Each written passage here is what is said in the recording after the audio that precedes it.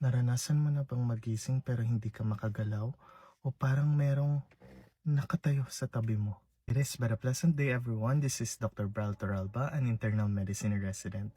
Ngayon ay sasagutan natin ang isang intriguing questions from isa sa mga viewers natin dito sa TikTok. Ang sabi niya ay, Dok, totoo po ba ang sleep paralysis? Yes, totoo po. At meron pong explanation or scientific explanation para po dyan. Sleep paralysis happens during REM sleep.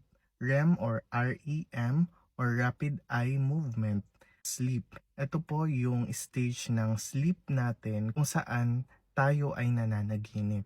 Normally, our brain paralyzes our muscles when we are on the REM stage ng sleep cycle. Kaya normal lang po sa atin na hindi makagalaw kapag nasa REM sleep po tayo.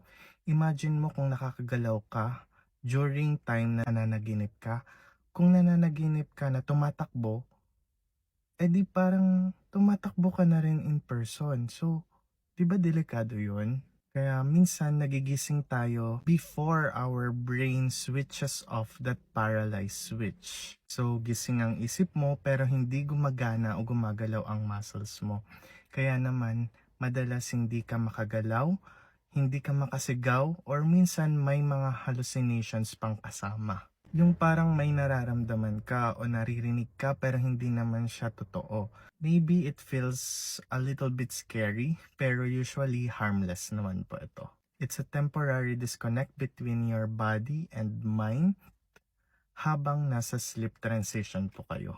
Kaya sa susunod pong mangyari po iyan, just remember that it's the brain catching up. So, wag po kayong matatakot, wag po kayong kakabahan. Just take a deep breath, kalmahan nyo lang po at antayin nyo lang po na matapos yung REM cycle po ninyo and eventually mariregain nyo po yung lakas ng katawan po ninyo. Pero if it happens really often and it's already affecting the quality of your life, it's best to consult your doctor. Kung nagustuhan nyo po yung video na to, please don't forget to like and subscribe for more. Bye!